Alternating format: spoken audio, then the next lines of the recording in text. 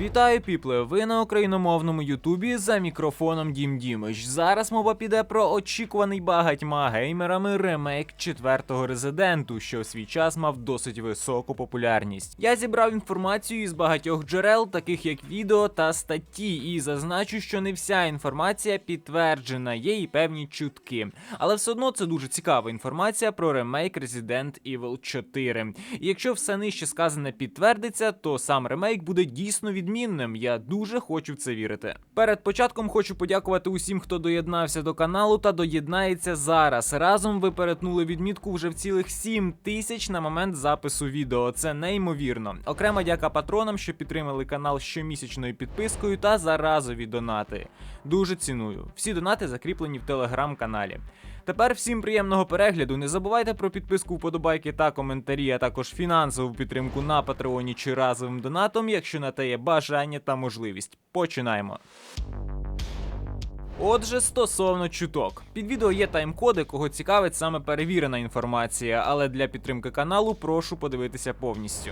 Доповнення Ади Вонг буде перероблено та розширено. В оригіналі вона мала два доповнення. Assignment Ada був неканонічним способом грати за Аду на деяких рівнях Resident Evil 4, тоді як Separate Ways був таким собі відгалудженням від сюжету про те, де весь цей час була Ада. Повідомляється, що ремейк об'єднає ці доповнення, щоб створити плавнішу та відполірованішу кампанію, однак не ясно, чи буде це DLC, чи ні.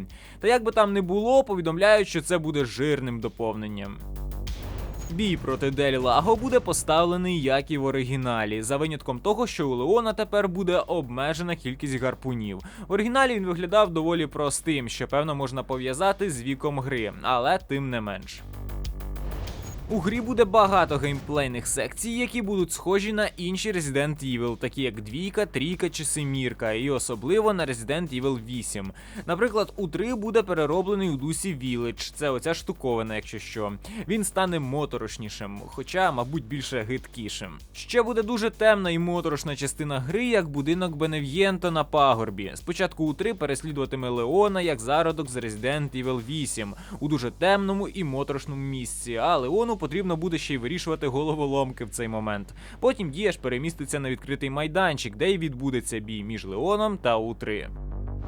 Йдемо далі. Один із тестувальників сказав, що всередині підземелля замку Леон повинен буде знайти ключ, щоб відімкнути двері. У підземеллі буде дуже темно, тому Леону доведеться використовувати ліхтарик і шукати докази. І в той же час на Леона полюватиме новий ворог з гаком, якого так і назвали на українську «Людина з гаком». Все геніальне, просто як техніка на ім'я Яблуко. І тут ліхтарик Леона повинен буде допомогти глушити цього покидька, щоб сам Леон міг втекти. Така механіка не нова і часто використовується в іграх, як в тому ж метро з павуками, наприклад. Тож і тут, певно, її не оминули. Коли Леон все ж втікає з підземелля і зачиняє двері, він зізнається собі, що це місце його налякало, а як ми знаємо, чути від Леона щось інше, ніж безстрашний сарказм – рідкість. Деяку частину сюжету займе історія професора Сальвадора. Інсайдери кажуть, що Сальвадор буде унікальним босом і зустрічатиметься протягом усієї гри. Також він буде мутувати як Біркін або Немезида, що теж досить типово для серії. Голова доктора Сальвадора буде розділена на дві частини, тому в ігровому трейлері у нього дивне розташування очей у мішку, адже в його голові буде Лас Плагас, який чутливий до денного світла, тому йому й доводиться носити мішок у денних сегментах гри. Одного разу Леон зіткнеться з сестрами-бензопилами в районі шахт, де й буде остаточна форма доктора Сальвадора, схожа на версію гігантської людини-бензопили. Також говорять, що сільський староста Мендес переслідуватиме Леона як Містер Ікс або той же Тиран у поліцейській дільниці з другої частини. Тож, зважаючи на все, розробники вирішили додати механіку стелсу через переслідування Мендеса. Історія Луїса Сери також буде трохи іншою. Луїс Сера в ремейку допоможе Леону та Ешлі пройти кілька розділів гри, перш ніж мутувати та стати новим босом. При грі за Ешлі тепер ви зможете використовувати пістолет Леона, і зрозуміло, що її ігрова механіка сильно відрізнятиметься від головного героя. Наприклад, під час прицілювання на екрані не буде перехрестя, а її приціл буде не дуже точним, що додає реальності в геймплеї, хоча реальність, певно, не саме хороше слово для Резидента. А Рамон Салазар матиме гігантського домашнього павука, який стане новим додатковим босом.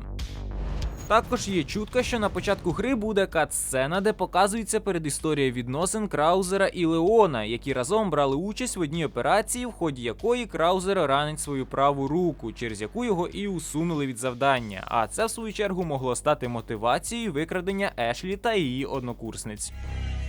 Переходимо до офіційної підтвердженої інформації. Дякую, що дивитеся. Отже, розробники врахували критику помилок, допущених під час створення ремейків Resident Evil 2 та 3. Зокрема, це стосується тривалості ігрової кампанії та скорочення контенту, особливо третьої частини. Тепер розробники не скорочуватимуть оригінальний контент гри, намагаючись навпаки розширити його. Оригінальна гра і без того була досить тривалою, а успішні нещодавні ремейки викликали негатив, певно, лише через тривалість. Тож ось обіцяють більше не наступати на ці граблі. Розробники розділили структуру ремейку Resident Evil 4 на 3 основні локації, такі як село, замок та острів. Кожен сегмент гри має свою команду розробників, що працюють над ним, і зрештою вони об'єднають ці локації в одну, і має вийти така собі квінтесенція. Гадаю, що за рахунок цього кожна з локацій буде відчуватися індивідуальніше. Знову ж таки, розробники повідомили, що у ремейку Resident Evil 4 залишиться Краузер та острівна локація, і цей контент також буде розширено. Ті самі ж розробники заявили, що гравці знайдуть на острові багато нового цікавого контенту, який саме, звісно ж, не уточнювали. В грі збираються реалізувати деякі концепції ремейку із невиданого Resident Evil 3 і 5, наприклад, дизайн шкіряної куртки Леона взято звідти.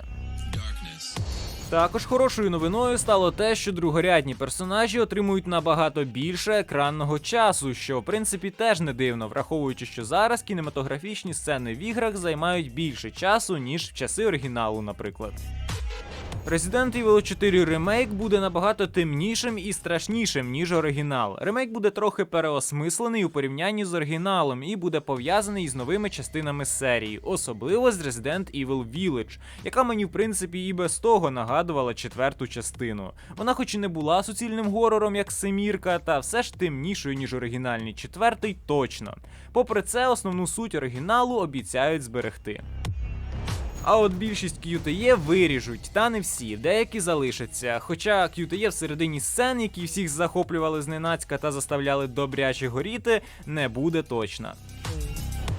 За передзамовлення ж гравці отримують модифікатори гри у вигляді золотої та класичної валізи, що збільшують кількість слотів інвентарю, а ще брелоки у вигляді патронів пістолета та трави, в чому особисто я не бачу сенсу, адже відразу полегшувати собі життя збільшеним інвентарем таке собі, не дух резіка.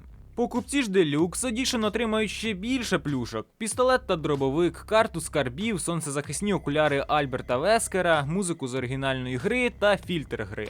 Та це ще не кінець, адже покупці Collector's Edition отримають фігурку Леона Кеннеді, Deluxe Edition у стілбуку, фізичну копію карти скарбів, артбук, постер, код на завантаження саундтреку та унікальну подарункову упаковку у вигляді ящика для зберігання речей. Коротше, рай для фанатиків своєї справи, і це круто. На кінець оголосили частину акторського складу ремейку, яких я не візьмусь вимовляти, це занадто ризикована справа. Краще просто виведу на екран, можливо для когось це буде важливо. На цьому все. Діліться в коментарях, що вам відомо про новенький Resident Evil 4, чи подобається вам серія, що забув згадати. Діліться з друзями, поширюйте канал, цим ви допоможете розповсюдженню. Також не забувайте про вподобайки та підписку і фінансову підтримку разовим донатом або ж на Patreon. Звітував Дім Дімич. Бережіть себе і па-па.